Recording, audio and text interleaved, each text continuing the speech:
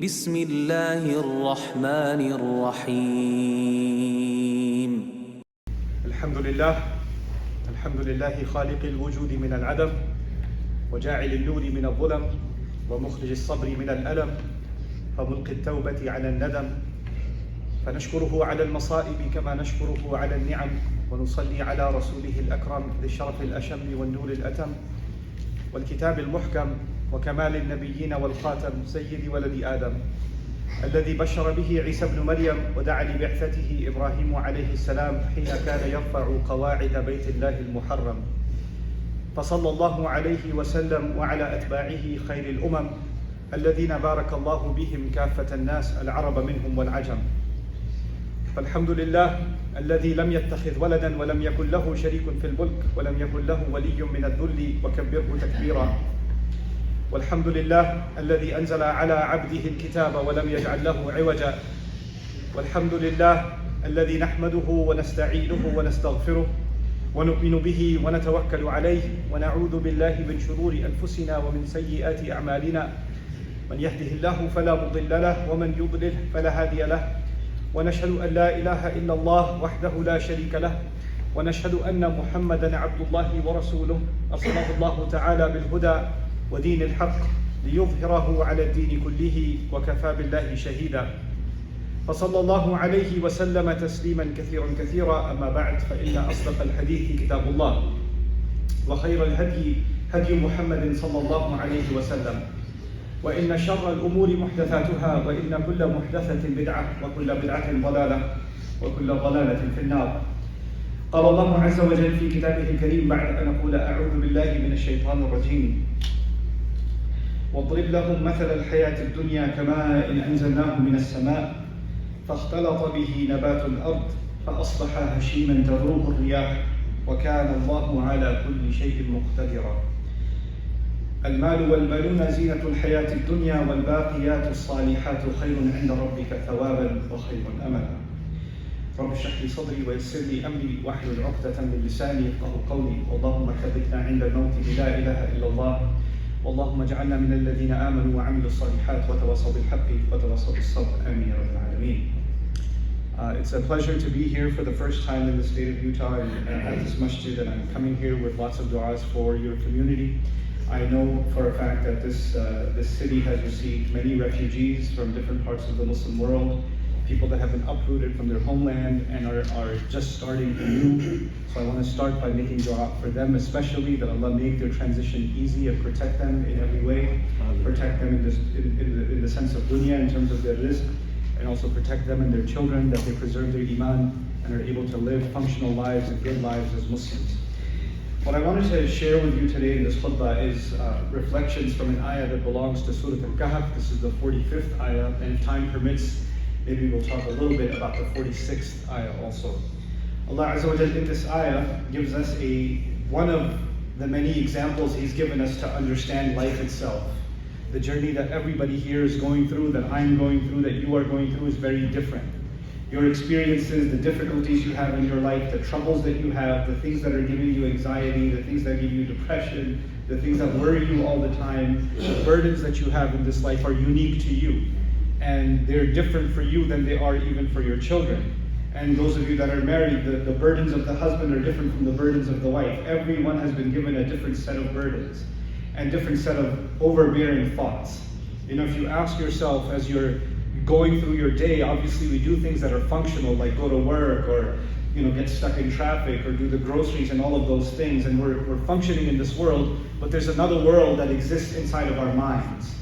And that world, it's filled with worries about the future, or it's filled with thoughts about the past or regrets about the past, or it's worried about all kinds of uncertainties, and they're always circling in our minds. And it doesn't show on the outside, but there's a lot of turbulence going on the inside, right? So what Allah does often in the Quran is that He will describe this entire journey that every one of us is going through, and He will give us an example to think about. He'll give us a picture, He'll paint a picture with a few words, and ask each of us to contemplate that picture, and the more we contemplate it, we'll get something of benefit for each of our lives individually. So what's remarkable about the examples, the parables in the Quran, Allah, one place in the Quran says, وَكَذَلِكَ يَضْرِبُ اللَّهُ الْأَمْثَالَ لِلنَّاسِ. Right? So this is how Allah gives examples for the benefit of people. Meaning only Allah can give examples in the way that He gives them. You would think this example is going to relate to me, but it's not going to relate to you because your situation is different than my situation. But the power and the miracle of the word of Allah is that when one contemplates, everyone finds something they can reflect on specific to their situation and only in ways that they can understand. So that's what I'm hoping you do today, and I do for myself also today as we contemplate these beautiful words of Allah. That is another incredible way of looking at this life itself, these brief moments that we have that are going to be gone all too soon. Allah says, وَضْرِبْ لَهُمْ مَثَلَ الْحَيَاةِ الدُّنْيَا. Give them the example of worldly life. And this translation of al-hayat al-dunya as worldly life is very common, but the word al-dunya is actually the feminine form of aqal al-tafdeel in the mu'annath form of al-adna. And al-adna in Arabic means the lowest. And so actually, literally, what's being said is the lowest life. And that's Allah's way of saying that life has higher and higher stages, and we're actually at the lowest stage. There's better and better coming in our future. So there's an optimism that's suggested. As tough as life may be, it's not going to get worse than this, it's only going to get better. It's actually, especially for a believer, that's what it's meant. Somebody might say, but what about hellfire? What about the punishment of Allah? Actually, Allah doesn't even consider hellfire life. He says about hellfire, لا يموت فيها ولا يحيا. He doesn't live in it, he doesn't die in it, he doesn't live in it. Actually, it's not even considered life. And the next life, the life after Yawm al-Qiyamah and the life in Jannah, Allah calls it لَهِيَ الْحَيَوَانِ لَوْ كَانُوا يَعْلَمُونَ. That's the real life if they only knew. So this life is actually the precursor, just a preview of what's coming in Jannah. Just a brief comment about that before we go back into this ayah. Allah in the Quran describes Jannah like no other religion describes heaven. And since I was here, I took the liberty of going to the Mormon library and spoke to a couple of the elders and had some interesting conversations with them about their beliefs and their concepts. And this is something I try and do to understand other perspectives and how they see faith. But one thing you'll find unique about the Quran, the description, the specific description with which Allah describes heaven is not found anywhere else. You'll get general words like garden. That's what the Garden of Eden. That's all you get. What Allah will tell you is fruits and لَحْمِ طَيْرٍ مِمَّا يَشْتَهُونَ, the flesh of birds. You're going to have some kind of chicken barbecue or something. That's going to be there. There's going to be all kinds of drinks that are being served. There are servers that are charming, that are serving drinks. There are friends sitting together talking about how life used to be tough and what they went through and how things used to be tough. They're having a reunion. Believers are having a reunion. You know, all kinds of descriptions, very vivid, picturesque descriptions are being given of Jannah. But many of them you will find are things that are easy to imagine. Friends hanging out together, people enjoying drinks, servers bringing drinks, beautiful trees, waterfalls, cushions, carpets. These are all things we find in this life. And there's a reason for that. Even though our Prophet ﷺ told us, مَا لَا عَيْنٌ رَأَتْ وَلَا أُذُنٌ سَمِعَتْ وَلَا خَطَرَ عَلَى قَلْبِ بَشَرٍ. No eye has ever seen, no ear has ever heard. So and no imagination has ever imagined what heaven has to offer, what Jannah has to offer. However, if you read the Quran's description of Jannah, it looks like very easy to imagine. Palm trees and beautiful mansions and spouses and all that stuff, right? So why is that? It is actually because this world is made a preview of what is coming. This is supposed to give us a glimpse. You know, Muslims see this life very differently than other faiths. And on many other faiths, this life is actually a curse. We were sent here as a punishment. In the Quran, we were not sent on the earth as a punishment. خَلَقَ لَكُم مَا فِي الْأَرْضِ جَمِيعًا جَعَلْنَا لَكُم فِيهَا مَعَايِشَ قَلِيلًا مَا تَشْكُرُونَ. In this world, He put things for you that you can live well with and enjoy. How little you show gratitude. You don't put someone in prison and say, be grateful. You put someone somewhere nice, and you show them the beauty of this world, and that's what makes you want to be grateful. This is what Allah does in Surah Al-Rahman. He talks about, وَالْحَبُّ ذُو الْعَصْفِ وَالرَّيْحَانِ فَبِأَيِّ آلَاءِ رَبِّكُمَا تُكَذِّبَانِ. Like, look at all these beautiful things I've made for you. Look at the scent in the air from the crop that comes to you. Look at the grain that grows, the crop that grows. What more are you going to be in denial of? You should be grateful. So Allah did in fact make this world beautiful. And you guys happen to be very fortunate. You live in the state of Utah where you're surrounded by beautiful mountains. You get to appreciate Allah's beauty even when you're stuck in traffic. At least you have something to look at. I come from Dallas. There's nothing to look at, you know.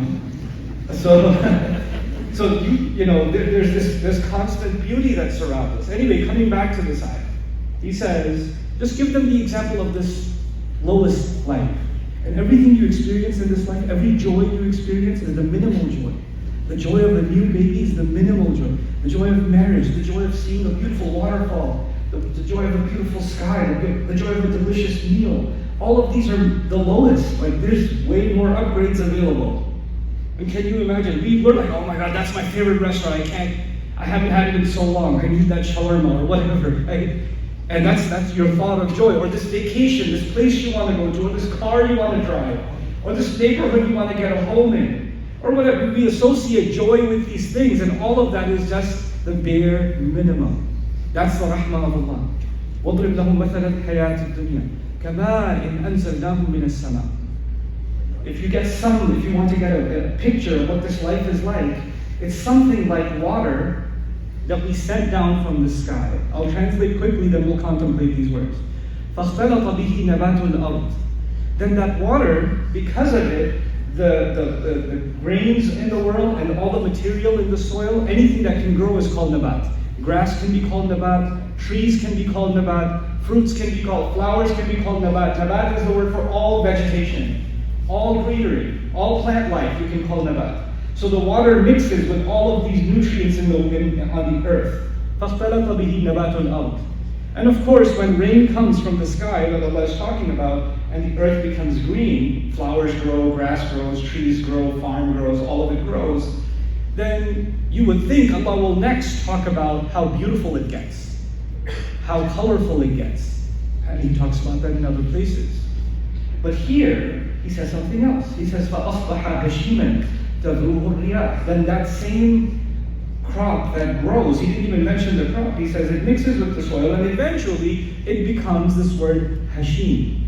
And hashim in Arabic is a muhattam. It's something dried up that has no moisture in it and can easily break and is stepped on. Basically what he's describing is dried up leaves. Dried up leaves and twigs that fall off of a tree, or grass that dies, that you step on and makes crunchy sounds, and it's worthless. And the wind just blows it off and actually creates dust and pollen problems or allergies for you. All of that stuff is coming from the dirt and the broken up leaves and all of that stubble that's around in the world. So he's describing now this life starts off with water from the sky, and then eventually it just turns into just broken up leaves that people step on. They don't even realize. If you were stepping on something valuable, if you were stepping on your new phone, you would be like, you wouldn't put your full weight on it the moment you felt a little bit of the crunch, but you don't think twice when you step on a leaf.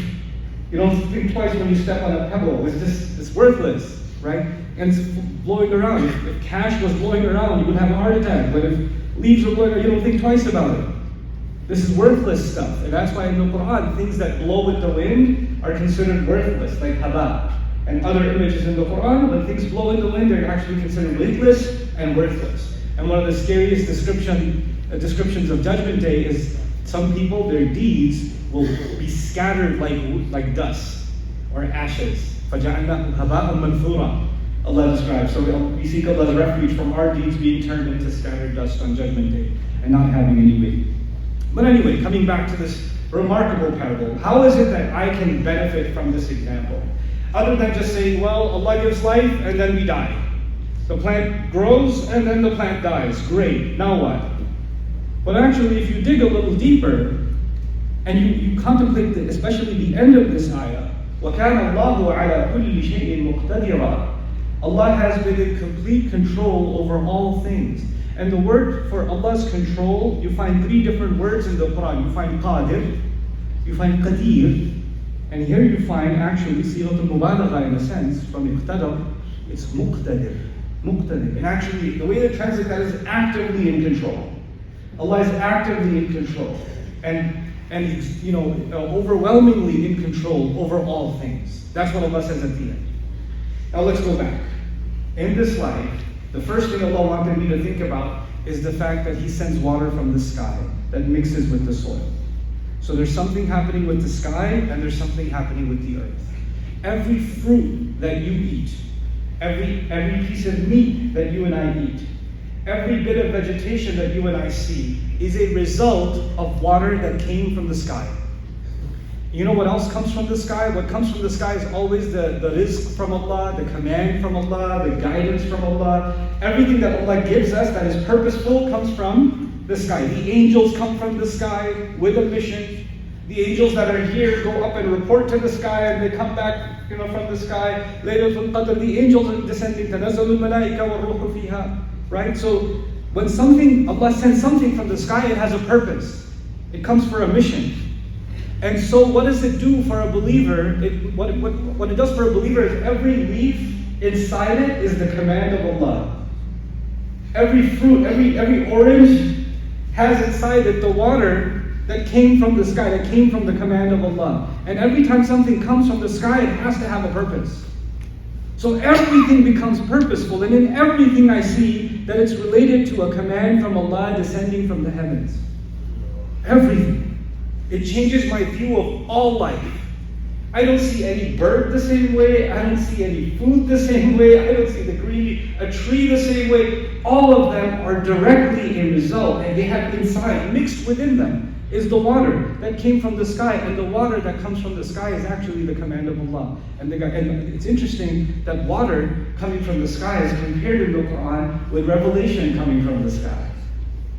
You know that in Surah Al-Hadid, for example, Allah talks about people who lost touch with revelation and their hearts became hard. And in the very next ayah, He says, ِاعْلَمُوا أَنَّ اللَّهَ يُحْيِي الْأَرْضَ بَعْدَ مَوْتِهَا. You should know Allah gives life to the earth after it was dead.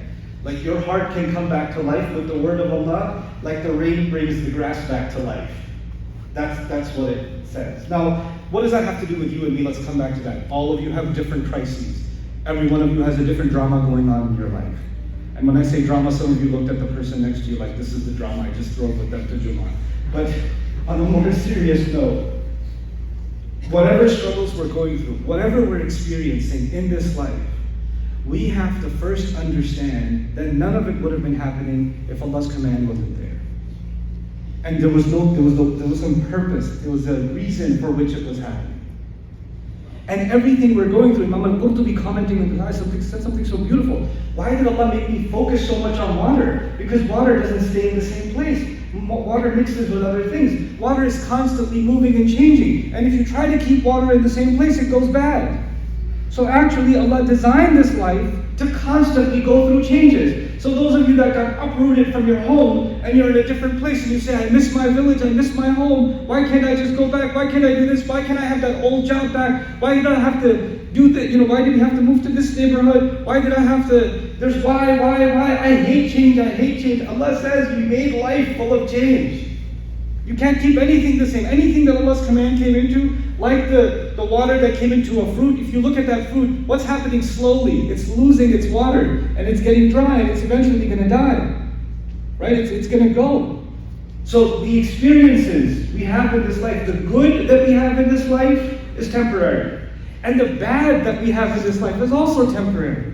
The tough stuff is also temporary. And all of that is a command of Allah. So then if that's all temporary, then what's permanent?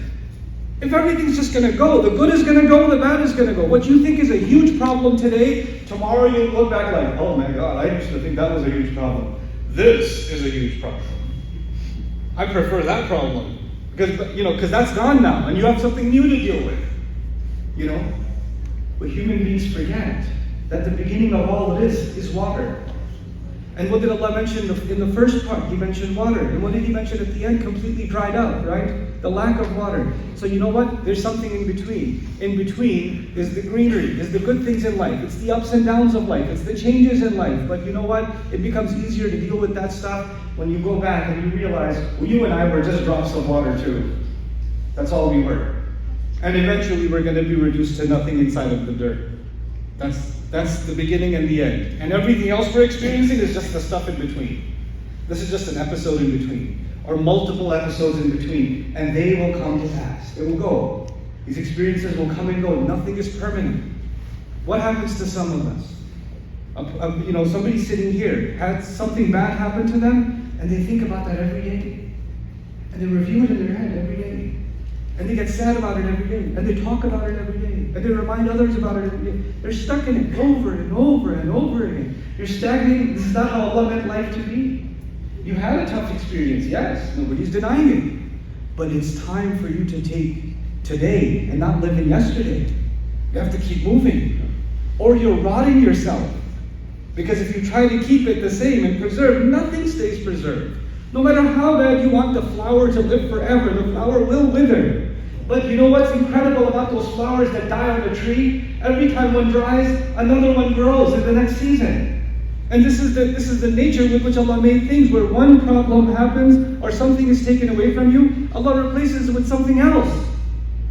When one good thing starts getting weaker, another good thing comes in a different place, in a different form. And that's the nature with which Allah created life. فَاخْتَلَطَ بِهِ نَبَاتُ الْأَرْضِ فَأَصْبَحَ هَشِيمًا تَذُوهُ الرِّيَاحُ. This ikhtilat, nabat al-ard, there's another dimension to it too. The visual image is that of leaves intertwined, grass blades intertwined, like our lives get intertwined, right? And you get caught up in like everyday things, little things, and you're thinking about them so much that they become such a huge deal to you. Like, oh my God, I was supposed to buy those new shoes for that wedding, because if I don't wear those new shoes, people are going to think I belong to a third-rate society, and I don't fit in. And now that I don't have, and you're thinking about these stupid shoes for 8 hours. Life is a lot bigger than your shoes. But you're so intertwined, and these are just leaves on a tree. Leaves fall, and they go, and another leaf takes its place. It's okay. Life keeps moving forward. So it's these petty things that Allah removed my focus from. And He just gives me perspective that life is a lot bigger than that. So I leave you with this. Al-baqiyat as-salihat. Then what is it that's going to actually last? You would think as-salihat al-baqiyat. But He actually says al-baqiyat as-salihat. Good things that you do every day, even the smallest things, those are the things that are actually going to last.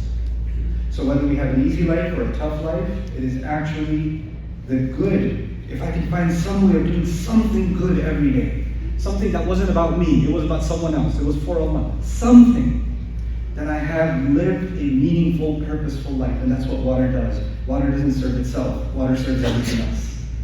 And so if we have the command of Allah in us, the guidance of Allah in us, we're not just there to serve ourselves and our feelings, we're there to be of service to somebody else. And Allah Azza wa Jalla give us that, and give us a constant sense of purpose and of service to others. بارك الله لي ولكم في القرآن الحكيم ونفعني وإياكم بالآيات والحكيم.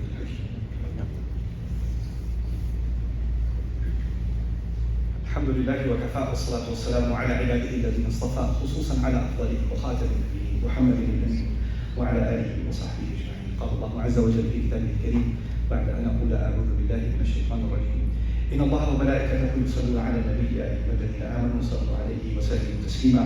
اللهم صل على محمد وعلى آل محمد كما صليت على إبراهيم وعلى آل إبراهيم في العالمين إنك حميد مجيد. اللهم بارك على محمد وعلى آل محمد كما باركت على إبراهيم وعلى آل إبراهيم في العالمين إنك حميد مجيد. عباد الله رحمكم الله اتقوا الله. إن الله يأمر بالعدل والإحسان وإيتاء ذي القربى وينهى عن الفحشاء والمنكر ولذكر الله أكبر والله يعلم ما تصنعون. أقم الصلاة إن الصلاة كانت على المؤمنين كتابا موقوتا.